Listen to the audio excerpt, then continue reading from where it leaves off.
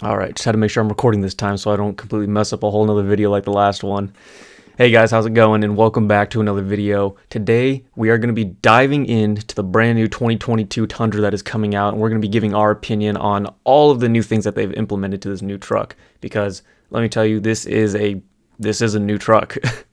But before we get into that, I need to let you guys know that we are trying to reach 500 subscribers here before the end of the calendar year. So that's about a month and a half left. To do, I think it's 18 subscribers. We only need 18 subscribers in a month and a half, and I know we can do it to grow this community, guys. So share these videos with your friends. Subscribe if you haven't already. Tell them to subscribe. We can do this. We can get there. And when we reach 500 subscribers, we're doing a giveaway. It's a Chemical Guys car wash bundle. I will ship it out to you if you're not local. But let's get into this video. Now, Toyota has not updated the look of this Tundra in a major way since I believe like 2007. The current body style that's out right now is the same body style that they introduced back in 2007, and that is insane. Like, how do you go that long without doing like a new generation of a vehicle? Now, if you have talked to me about Tundras at all, you'll know that I'm not the biggest fan, which is kind of ironic considering I drive the Tacoma and I'm a huge Toyota supporter and fan. So why would I not like the Tundra? Well, one is because they haven't updated it in forever, and two is part of that, the look of it just seems outdated. Sure, it's gotten better in the past few years, but for the most part, it just seems like a very outdated truck. It never really stood out. It wasn't like bold or the sharp edges or anything that really caught the eye. It was just there. It was just there. So I was never really the biggest fan of it. I preferred, the Silverado over it. I preferred a built F-150 over it. I was never like, oh, I want to get a Tundra. Even back when I was thinking about selling my Tacoma and getting a full-size truck, Tundra wasn't even anywhere on my radar because I didn't like it. But then Toyota drops this bomb on us that they are releasing a brand new Tundra in 2022, and I was a little skeptical at first. It had to grow on me for a few weeks or maybe a month, but it's grown on me now. This thing looks pretty great. So let's cover this.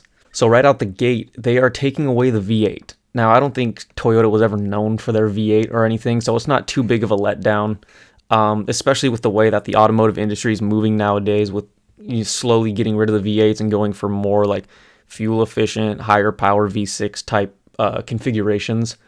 So the new Tundra is going to be offering two engines, and I think I heard three, but the two major ones, it's going to be a 3.5 liter twin turbo V6, which is putting out 389 horsepower and 479 pound-feet of torque, or you can get a 3.5 liter twin turbo V6 hybrid, which is putting out 437 horsepower and 583 pound-feet of torque.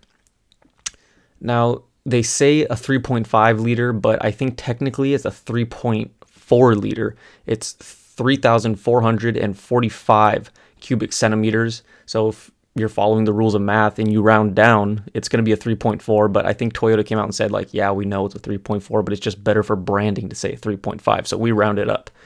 Okay, whatever. It doesn't really matter. But so you have the twin turbo V6 or twin turbo V6 hybrid. Now, this hybrid, it has a small electric motor between the transmission's flywheel and the torque converter, which supposedly eliminates the turbo lag. And I think they're shooting more for like a diesel sort of curvature on the torque and everything. I'm super curious to see how that actually works out.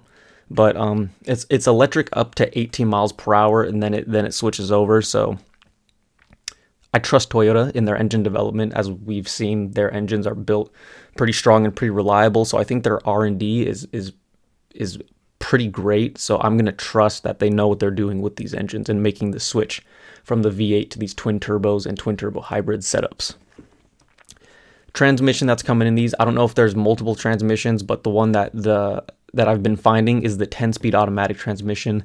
I think it's going to make for a lot smoother shifting. It's going to be better for, I would assume, the fuel economy, because you got all these extra gears to be in. I'm not sure how the reliability is going to look on that, but we'll see. I've driven vehicles with 8-speed transmissions, and it's fairly smooth, and I like them. But I know that some mechanics don't like them just because they have issues every now and then, but we'll see what Toyota does with theirs. Now the MPG, I think this was just released like maybe a week ago at most, but for the twin turbo V6, that's all they have the MPG released for right now. They don't have the hybrid MPG released yet. So for the twin turbo V6, they're saying for the 2-wheel drive models, you're going to get 18 in the city, 24 on highway. And for the 4-wheel drive models, you're going to get 17 in the city and 23 in the highway. So just one less from 2-wheel to 4-wheel. It's a one mile per gallon difference. These numbers are looking pretty good. These numbers look pretty good for a full size. And again, I think that's because they switched from this V8 and everything, and all the different things they've done have all worked together to give it some pretty great MPG. Towing capability, they're saying it's going to tow up to 12,000 pounds. So no shortage in towing capabilities there, I believe. I mean, I don't tow yet, so not really too concerned with that, but it does seem like it'll be more than enough to do what you got to do. Bed lengths. I was super stoked to hear that they're going to be offering 3 different bed lengths, and I thought that was going to be no matter which size cab you got, but upon further research, it seems that you're getting 2 bed lengths depending on which cab size you're going with. So their double cab, which is like an access one, like a full front door and like the little half back door, you have the options of a 6.5 foot bed or an 8.1 foot bed. That's pretty big. That's a big bed. And if you're going with the Crew Max, which is just a traditional 4-door, you either have the 5.5 foot bed or the 6.5 foot bed. So both cab sizes will offer the 6.5, but depending on which cab size you go, you're either going to go down a little bit or up a little bit. I was kind of hoping that they'd offer all 3 bed sizes for both cab sizes. I mean, I don't know, that might have made it a limo at that point, but now I think one of the bigger changes that they made to this Tundra is that they switched the rear suspension to a coil spring rear end, which I don't have a lot of experience in. I don't know how coil springs really are going to do with pre-runner type activity. I feel like the coil springs are going to be a very, very great thing for the people who do like, trail crawling and stuff and going out camping and stuff. I think it's going to make it a lot better. But as far as like high speed pre-running type stuff, I'm not sure how that's going to work out. I don't know if it's going to be good or not. But supposedly switching to this coil spring in the rear is supposed to make the driving and handling a lot better. And again, I trust Toyota's R&D. So overall, the exterior looks amazing, I think. The body lines, the whole face of it, like I said, it took a while to grow on me just because of how broad and wide and tall and everything the front grille was, the whole centerpiece of it, and the lower bumper. It was just so big and massive, and I was like, I don't know if I like that, but it grew on me. It looks amazing. I think these body lines from the hood to the fenders, the angles of these headlights, like the wings, I guess you'd call them, on these headlights, amazing, great, fantastic. I think it really stands out, or it is at least keeping up with the modern day trucks, It's not just that blob kind of smoothish look that these old Tundras used to have. I think they're actually stepping out of their comfort zone, and I think they might be paving a way, in a sense, to trying new designs and different things with full-size trucks. What I really like also is the vents right underneath those headlights, because they're functional. It's functional vents ventilating in, trying to cool it down and everything. So that's really cool. We like functionality. I know a lot of people, actually, I don't think a lot of people talk too much smack on the hood scoops that I have on like my 2nd gen and that the 3rd gens have. A lot of people actually like them just for the look of it, even though they know that they're not functional. I think it's once you like start dabbling into the car scene is when people really freak out if it's not a functional accessory. But yeah, it's nice that those are functional. So now moving into the interior redesign. Oh my God. Dude, the interiors of these trucks, crazy. I love it so much. Back a while ago when I was thinking about selling my truck and getting into a full-size, my biggest pet peeve was the fact that all these full-size trucks, even in this day and age where we're seeing like iPad screens in Teslas, is that a lot of full-size trucks, unless you got like the top trim, came with the smallest little tiny screens in them, and it drove me insane. I'm like, dude, we have all this technology nowadays. All these other cars are doing it. Why can't trucks have them? So now Toyota, the Tundra's coming in strong with an optional 14-inch touchscreen. This thing's massive. It looks super sleek, super nice. You know, it's very responsive to the finger touch and everything.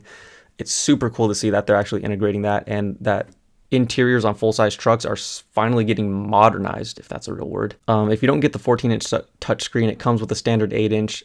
I haven't seen many pictures of that. Again, since this is still like a, not like prototype, but like pre-release truck, they're only showing the best features, you know, to get everybody hyped up and everything. I haven't seen like the standard type features yet. So further in my research, I noticed that they are adding like a Hey Toyota voice command thing where you can change songs, you can change the climate in the vehicle, you can do all kinds of things without having to like touch a button or manually do it yourself. It's kind of like Hey Siri, you know, like when you say Hey Siri and your phone kind of reacts to it and then you could tell it to do something. I heard Toyota's implementing that with Hey Toyota, so that's pretty cool as well.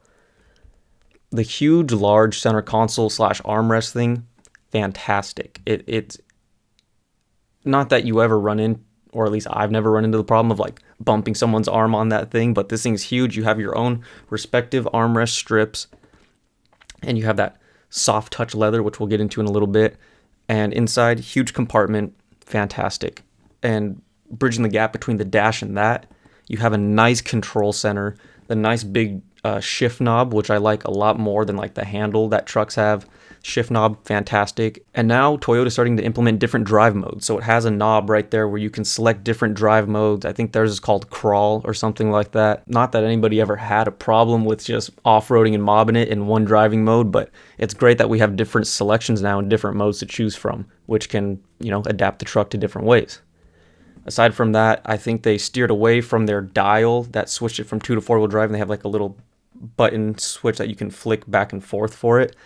I don't feel any sort of way about that. I don't think there's ever a problem with that dial. This is just a little more compact, a little more, you know, right there next to you. They're still keeping their wireless charging pad, but what I like more now is, I know on Bryson's 3rd gen, the wireless pad is like in a cubby, like you kind of just put your phone in, it's laying flat. This one is angled kind of at you, so you can lay it down, it's still angled at you, and it's charging still. So you don't have to like, I don't know, not that you're messing with your phone while driving, but it's nice that it's facing towards you now. It's not laying flat, tucked away in a cubby. So jumping back to that soft touch leather material that they have, well, backtrack real fast. Each different trim of this truck apparently has a different interior attributed to it, so not all interiors are the same, which I think is pretty cool as well. Each truck is having its own personality, its own characteristics and everything, and that's cool.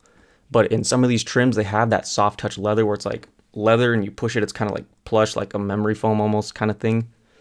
I think it looks really good. It looks really good. It adds to the vehicle. But what I don't like is how difficult, and this is my OCD coming in, how difficult it is to clean stuff off of it, because if I'm riding passenger, I like to kind of cross my leg, like put my foot up on my knee, and my shoe starts to rub it. And the stains and those things are kind of hard to get out. And also, if you're putting something in there with a sharp corner or something and it tears that, it's tore. I don't know how you'd go about fixing that, but I know that like the dash in my 2nd gen and even the 3rd gen's that hard plastic stuff, super easy to clean. You don't really scratch or tear it that much. It's easier to maintain. So while this does look better, it might be a little bit harder to maintain for us interior clean freaks like me. Something that I also wasn't too stoked about is that the back seats, they still fold forward. Like if you have a Toyota, you know, you pull that strap from like the meeting corner of the back in the seat, and it folds forward toward the back of the driver and passenger seat. It's cool that they have the extra storage underneath, but what I really like is like Ford's design in the F-150s where you pull the seat up and it folds against the back of the seat, so you have the whole floor to lay stuff down. Like if you have big boxes or bags or anything, like whenever we're going on desert trips with Garrett or out to the races with the LASD Motorsports, we can fit so much stuff in the back seat of his truck because those seats just collapse against it and we have a full flat floor in the back of the truck versus folding them forward. Now we have like an alleyway to put stuff and there's like boxes and it's not all flat. So that's something I'm a little bummed about, but then again, you have the storage compartments underneath. And you also can still pull the back of the seat forward. You have the storage back there behind those.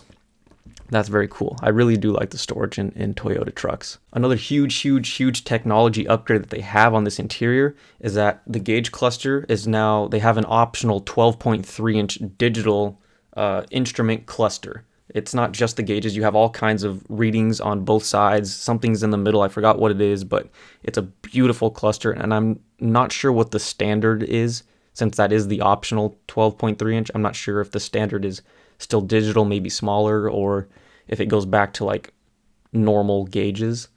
But dude, these optional upgrades are insane. It'll make this truck really nice. And aside from all these new things, they still have that rear drop down, huge massive back window, motorized, drop that whole thing down, opens up.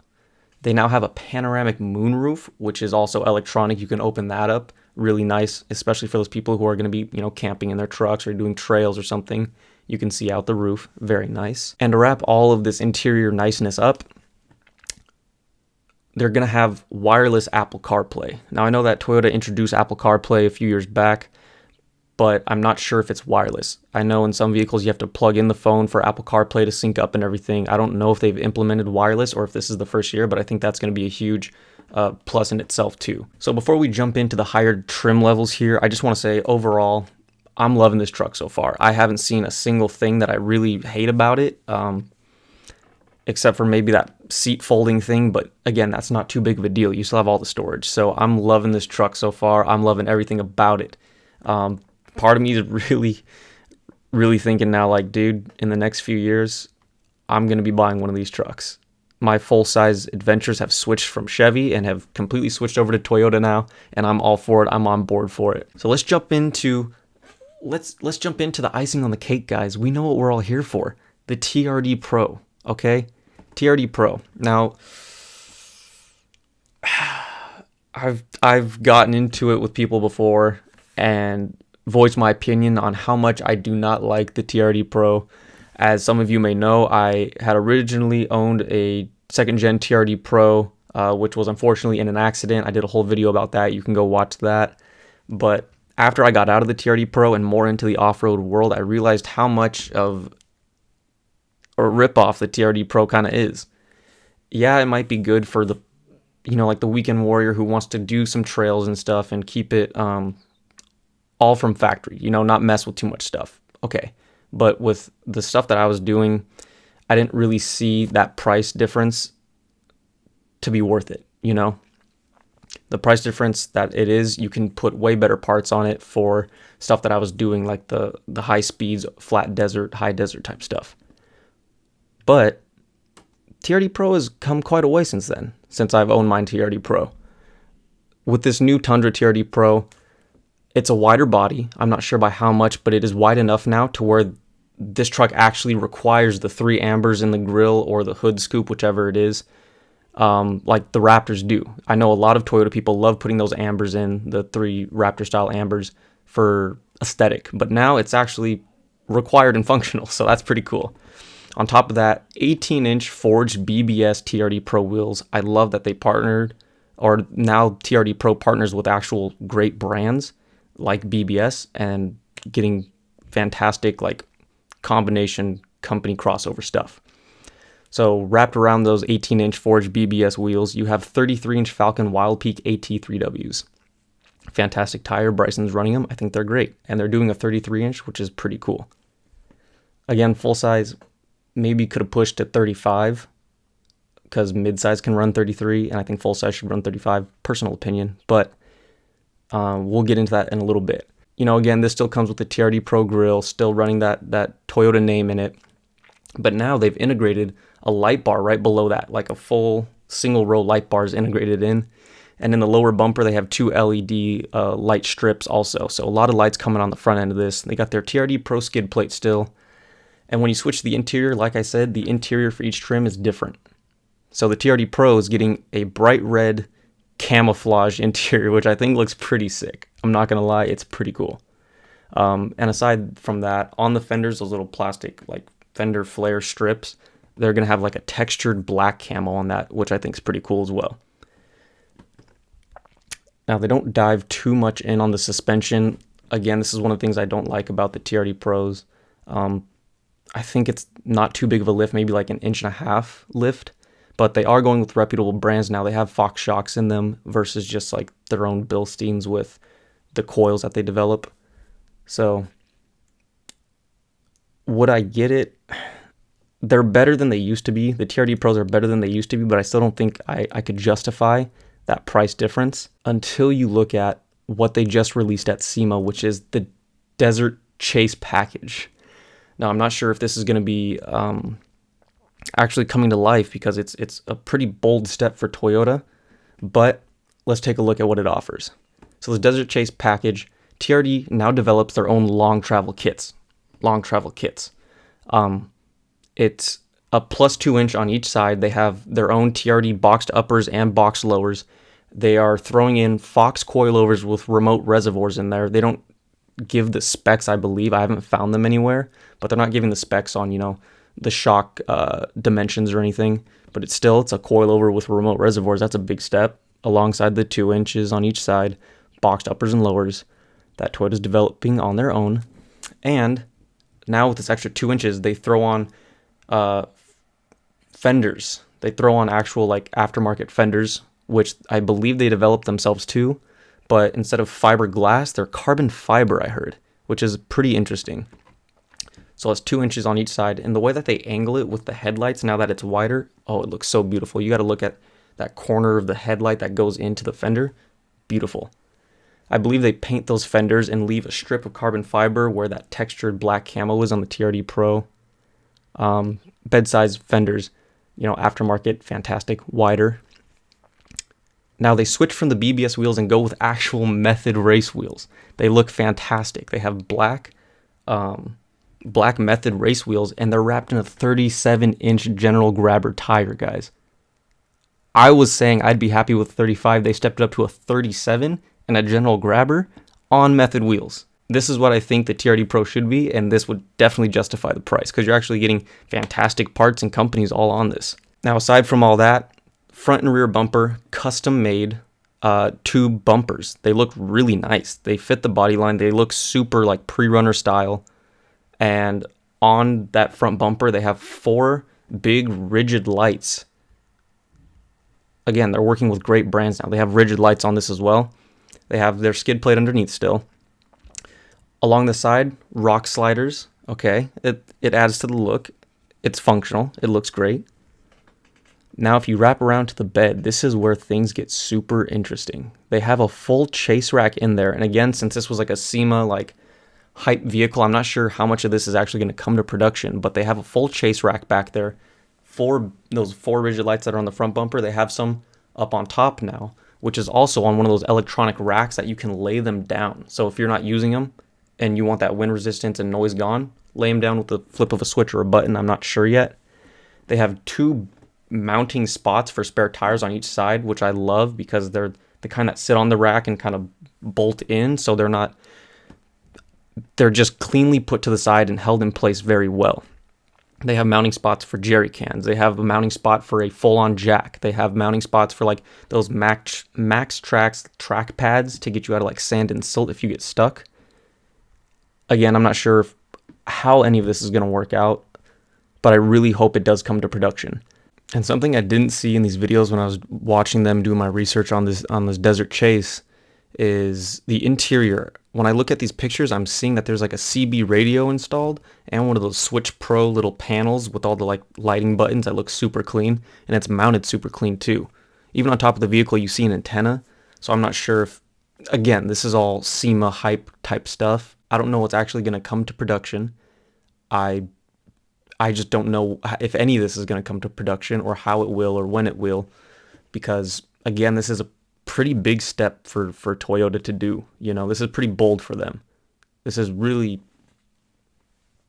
it's a big step. I like it. I think it's definitely something they should come out with because then they can finally start jumping into the big leagues and pushing them toward, Raptor type stuff. I wouldn't say TRX because that's pretty gnarly, but it's definitely pushing them in the right direction, and I'm in full support of it.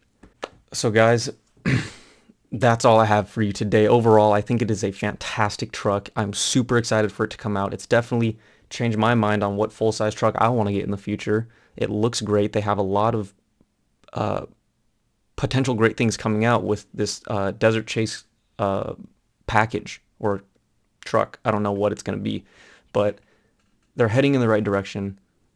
I love everything that they're doing with this brand new truck coming out. It's about time that they redid the whole Tundra, and it's just fantastic.